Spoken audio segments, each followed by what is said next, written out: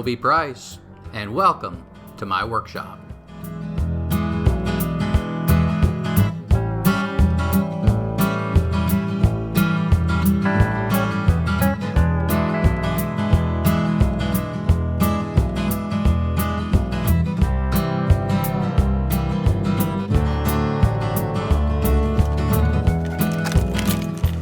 I'm just back from the hardware store. I've got some window latches.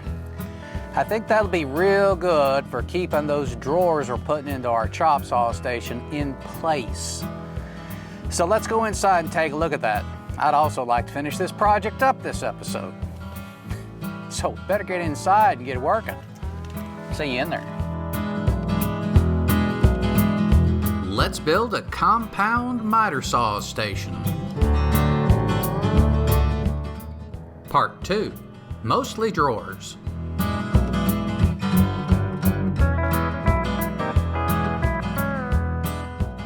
I've been busy this morning. I've milled up the sides here. These are going to be the fronts of the drawers.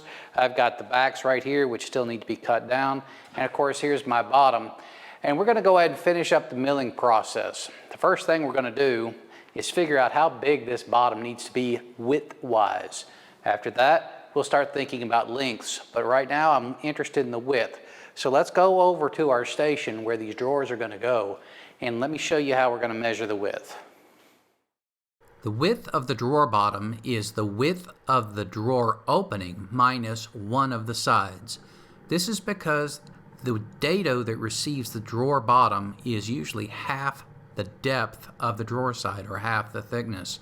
And that way, if you've got two of those dados, that's one drawer side. Now, you might figure in some tolerance, but that will usually get you there. I have a drawer lock bit buried in my router fence right here, and it is you can't hardly see it except for the outline of where it's cut. I've taken my fence and I brought him in tight. This piece is the sides, and it has to go across, and if I have, it's very narrow. If this was a wide drawer, I could probably get away with a gap here, but this is so narrow, my concern is a turn into the bit, and that would be catastrophic. This is a big bit, a lot of metal, and I don't want to take any chances here. So for the front piece, what we'll do is we'll take this, it's vertical like this. I will take a piece of stock that is square, and we'll go ahead and push him through. After that cut's been made, our face right here will go through like this, but the fence has to be adjusted, and it has to be adjusted by the thickness of this plus whatever overhang I want to have. Now we've got some extra material here, so we're going to make some test cuts, and I'm also going to put some tape down over here so I can see where my markings are. It's going to take a little while to get this dialed in, but when we get it finally dialed in, I think we can make all of our cuts very quickly. So let's go ahead and make that first test cut and see how it works out. I should have zoomed in a little closer, but I want you to notice the backer board. That gives you an enormous amount more stability than you would have otherwise. I highly recommend you use it. I'm using a backer board here as well to keep the piece square as it moves across the fence. The opening is larger, and keep in mind, that bit is trying to pull the work into the fence.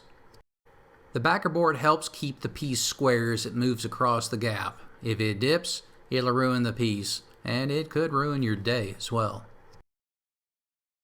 As you can see in the picture, we've got, it doesn't match up quite right. And I think for this particular setup where I've got a little too much tongue in here, we're going to drop this down, the bit down. We're not going to give it much more than, I don't know what, 32nd of an inch, which is about a half turn. So I'll go ahead and make that adjustment. We still got plenty of stock. I mean, I can do both sides of this. I will do a different drawer face though, because although I can get two more out of these, I just would prefer not to. So let me get this set up. I'm going to lower it a half turn, make sure where I am. All right. There we go. Okay, so we'll go ahead and give this a test cut on some fresh stock, and let me get my fence adjusted, and we'll get to it. We'll cut the drawer sides first, and then we'll go back and cut the face, just like the first time. This is a difficult bit to get adjusted correctly, so after two cuts, I'm really happy with my test fit. We're going to adjust this thing down. I don't know. You can actually be very fine with these router lifts because you've got a good scale here. So I'm thinking maybe 256th of an inch, which is microscopic. But also note, it's twice as much because each piece gets lowered, so the effect is quite large. I think we'll be there after that. If not, I'm going to continue to sneak up on it, and I will show you the final end of the result, and I'll tell you how many test cuts it took to get there. After that, we start adjusting this lip to the thickness, to the depth that we want, and then we will cut the drawer sizes to the actual width. Well, I think the lip is about the right height. It gives me maybe an 1/8 inch difference between each one as they center up on the plywood. So this should be good. Now, we're going to cut all of the faces. I'm going to cut these boards to length this way, and then we're going to cut this joint on all 6 of them, both sides. Once we get that done, that defines this piece. Now, this same piece has to be cut in the back, and we want to do that. We don't want to just nail in a back like a traditional drawer.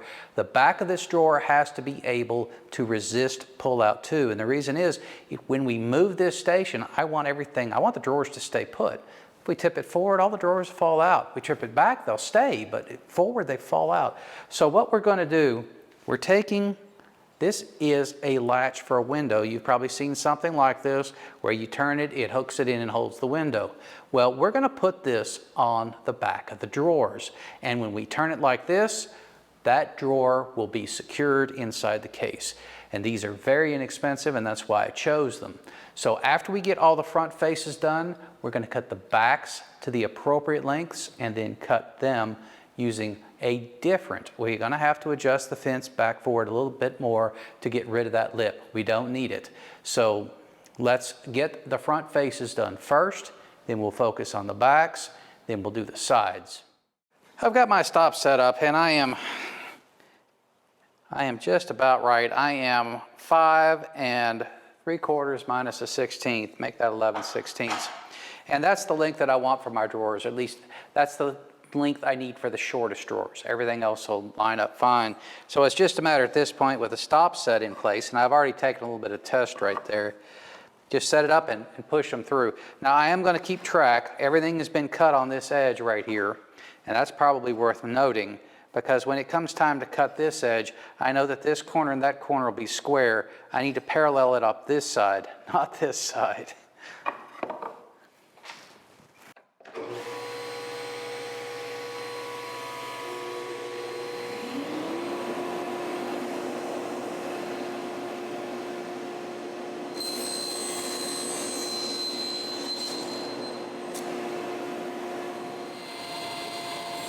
We'll cut the backs of the drawers the same way we cut the fronts, and we'll use the backer board here too.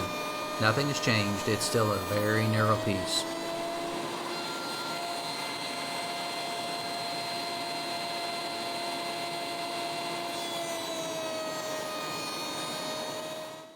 I've got my blanks, and we're going to start working on the overlap. We've got the overlaps on the side. That was done on the router table. I want to do the overlaps on the bottoms, and that's 1/4 inch. So I've got my blade set at 1/4 inch, and the height of the blade is set just at the top of this. So we're going to take all our pieces on the bottom and run them through, after which we will adjust the blade one more time and run them through this way. Actually, it's not the blade, it's the fence. The fence will have to move back such that there's just 1/4 inch on the outside. So let's make the first cuts, and I would remind you we could do this on the router, but I don't want to adjust the bit because my height is set right now for this thickness of material, and I don't want to mess with that. So let's get the bottoms of these cut first.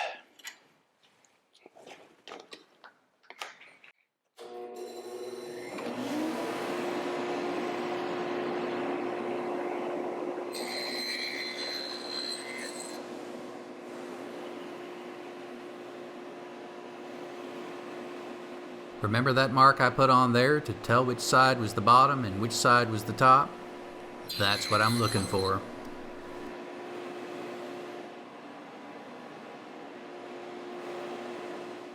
These drawers were not cut to height. I have purposely left a lot on there because I wanted to eventually get back to it. Well, it's time. So now I've got my saw set at roughly 3 5/8, 3 3/8, and I'll just cut them back.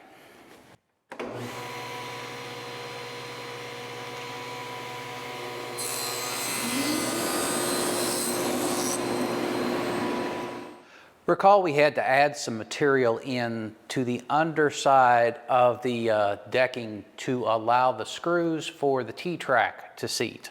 I don't think that's a big deal. It does take away a little bit of the room in the drawers, but we have to accommodate that in this overlap right here, and consequently the blade is raised to a much higher extent. Now I've already gone over and measured, but this is the next cut, and this is going to be, we're going to cut the groove first, and then we'll take it over, and then we'll clip it off.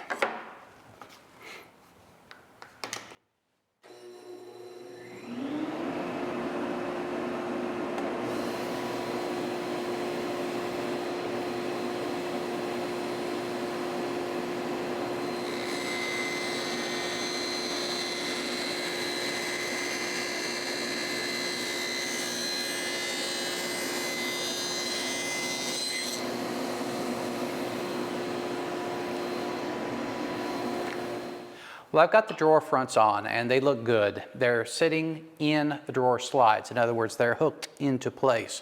Now, the backs are not cut yet, and I have to cut them with a fair bit of precision because these hooks that go on the back have to be very much even. So come around here, let me show you what we've got to do next before we make any cuts. Well, I've got all my drawer sides in place and the fronts are locking it in just like I told you, and it is tight. Now the back of this drawer has to be flush with this right here, because if it isn't, this window sash hardware I've got will not work. That comes up and it will clip it in place. It will keep the drawer from moving in and out. When I do it like this, I can use the drawer. When it's like this, I can move the unit and what's ever in the drawer isn't coming out. So we're going to take these and mark them. We're going to mark all of them and number them. The distance from the front to the back should be the same. The distance from the back to this end right here isn't going to be the same because they're not the same length. It just happened that way. So let's go ahead and number and mark them, and then we'll take them over to the crosscut sled and cut them to length. We'll cut both drawer sides at the same time. They're stacked on top of each other if you can't tell. I've got myself set up in the clamps here and the joint is tight. Matter of fact, it's real scary tight. And I'm looking at this, and it is a very convenient 5 1/4 inches right here.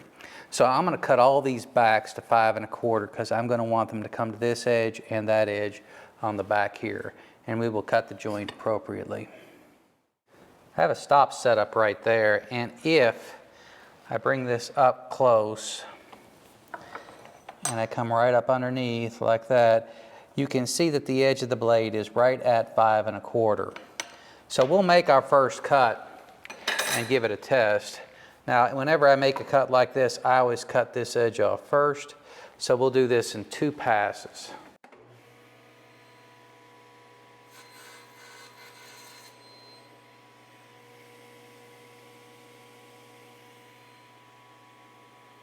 I've never been real comfortable pulling a piece back through when it's secured this way. Unfortunately, if you push it a little too far, your crosscut sled will tip a bit.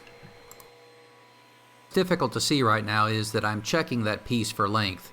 I like sneaking up on things. So once we get the length set and I know we need to be a little bit shorter, I'll adjust the stop and we'll make the cut again. After we get it right, all future cuts will be just right. I'm over here, I'm getting ready to make a cut, and this is the profile that I'm going after. It's the same thing in the front of the drawers. And I know the bit is the right height because that doesn't change. What is going to change is the depth of the fence. And that's because this piece doesn't get as large a lip as this does, but it does get one. And that's to cover over the edge on the outside. So I've pushed the fence forward. I don't think I'm going to have much of a lip, but we're going to keep moving the fence back until the bottom of this measures up with this measure right here. And that's what we're shooting for. So because it is a small piece, we're going to be using this, and be very careful with this. It's going to be, it's not one of those cuts I like to make.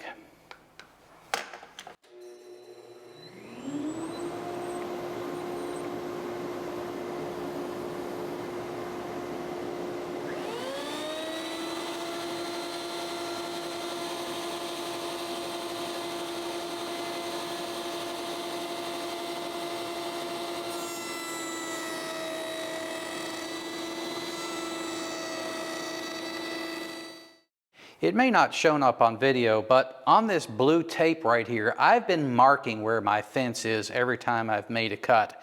So I have brought my fence forward to the point where I started, which is where I want this to be. This cut right here is to be mirrored on this side. And the only reason we didn't make both of them at the same time is I wasn't exactly sure how long this piece should be. Well, it's cut to length now, and we're getting ready to make this cut.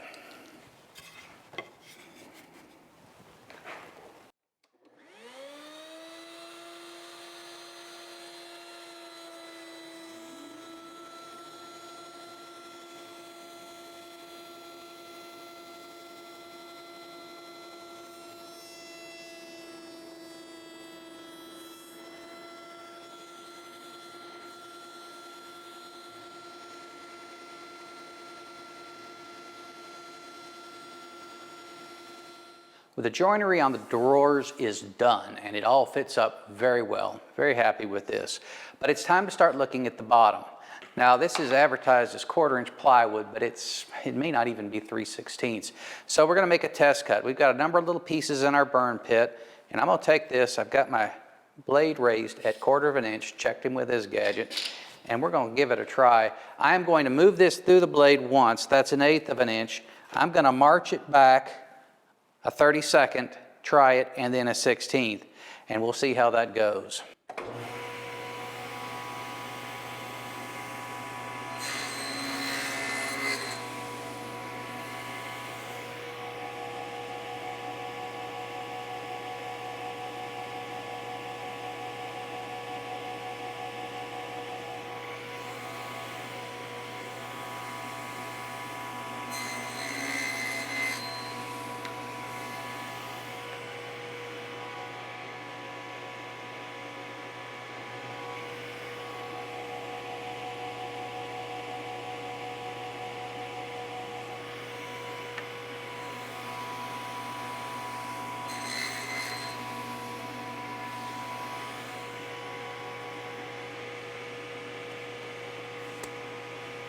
That's it. At the end of the day, I moved it a 32nd and then a 64th, and that's about where we are.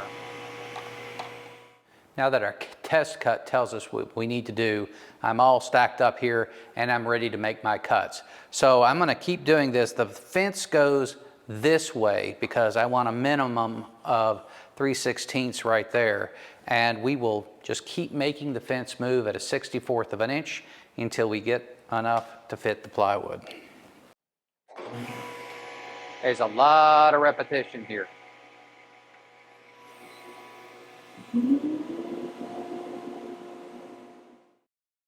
We'll place the front face of the drawer on one of the side rails. That will make the location of where we need to put the dado clearly visible. We'll mark that with a pencil and then sneak up on it on the table saw. All my pieces are cut and they're all over here at the workbench, and that's because we're going to start some assembly. I've got a set of parallel clamps here. After I get everything assembled, we put them in the clamps, give it a bit of a squeeze to set the joints. I'm going to use a brad nailer with 1-inch brads to go ahead and drive them home. After that, after everything's tight, I'm going to put these drawers aside, let the glue do its work. After that, they're done. Next step is to get a hardware assembly that locks them in place installed. But before we do that, let me get the camera over here so you can kind of have a look down and look at this assembly process.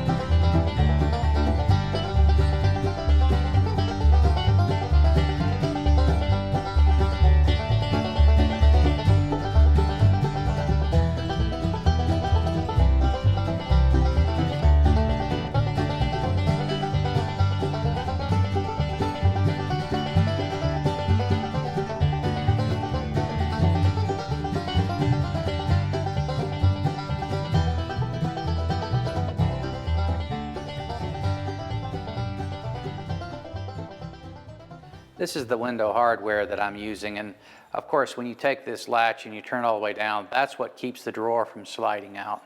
So we'll put it here, and you just have to get it close. And I've got my square set up so it is just that, close. Actually, this dimension is probably more important. Just keep it even. Again, this is a Vicks bit.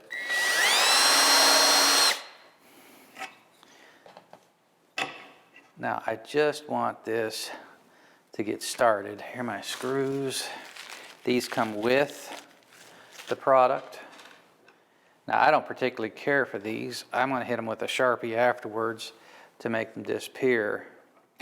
Now, I'm putting the first one in because this moves around so much. I don't want to take a chance on getting them out of line.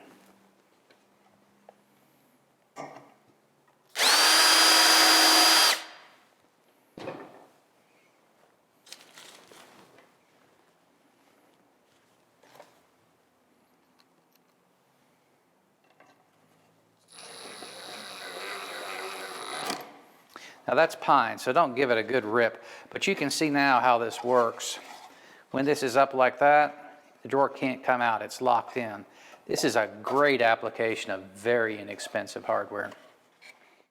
I've got a template here that's marked for this corner, so I just kind of get it close. It's not important, you just want to get close. Now this may move, but once the drill bit sinks and taps, and I want two hands on it,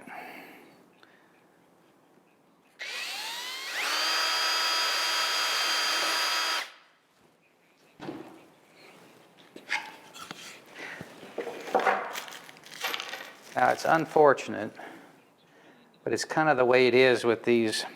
This is not 3/4 of an inch. I had to plane it down, and that's my fault. So I have to use two washers in order for it to sink, because otherwise what sticks up there is too high.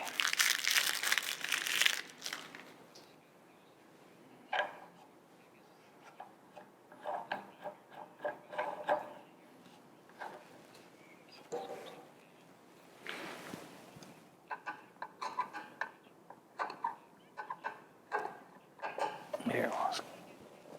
All right.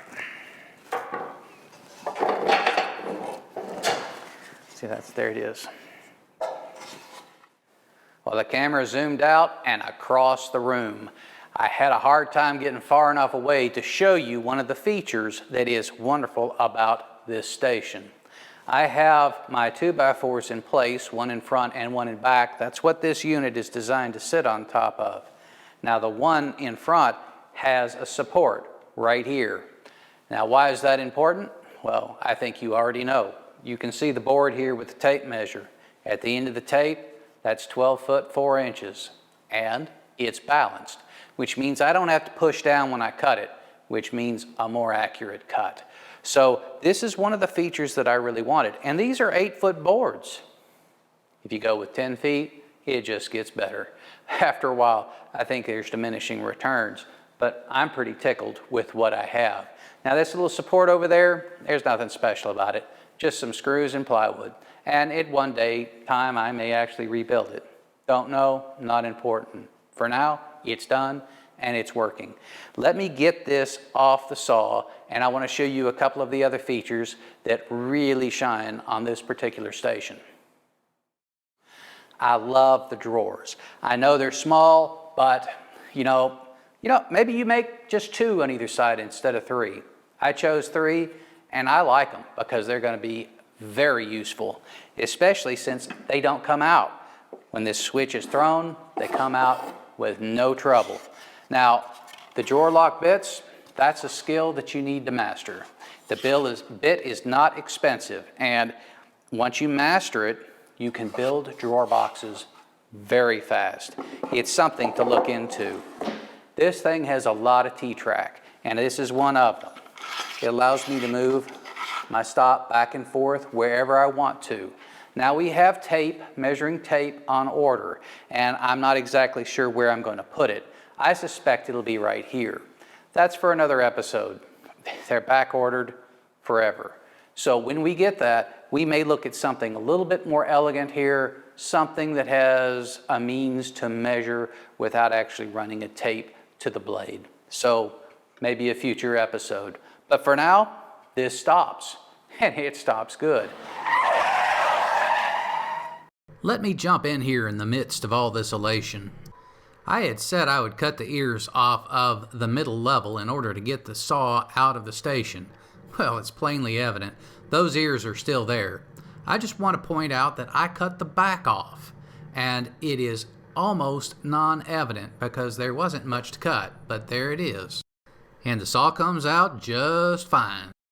Now come over to the other side because there's another feature I think you'll be interested in. This is the other feature, and you need 2 pieces of T-track here to make it happen. And what is it for? It's for crown molding. So I actually don't have any crown in the shop right now, so we'll use this as a prop. So anybody who knows about molding knows that for a very shallow ceiling, something in the 7-foot range, you want to have your molding standing up like this. The higher you go, the steeper it gets. So this would be maybe 10 feet to 12 feet. Now, here we are. We've got the ability to change the height of the ceiling based on the molding. And not only that, I can make this cut now without having to worry about this slipping because it's captured. This is a great feature if you plan to do crown molding or molding at any angle. And it just takes 2 T-tracks and you're in business. Well, that about wraps us up for this episode. I think that we are done for the time being. These projects are never done. There's always something more that we could do, and I've alluded to that already. A tape right here that helps us measure with a better stop. And there's any number of other attachments that I could make to this that would make it better. But for now, I think we're there. And it's a good thing because this is not going to be here next episode. It's going to be in the upstairs room. Recall, we have a room upstairs that is unfinished. I had to frame out a couple of windows and put in the casework around them before the windows themselves were replaced. Well, we're going back and we're going to be putting up a lot more wallboard, and we're going to be putting in some built-in storage. Recall that we have some attic space where the walls go vertical and the roof line continues. That's going to be full extension drawers that's going to facilitate storage of office supplies and scrapbooking supplies. That room is destined to be an office/bedroom. So we're going to be on a split site.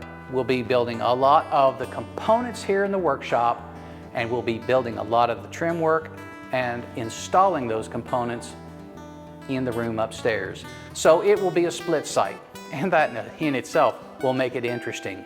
So I hope to see you next time in Roby's workshop.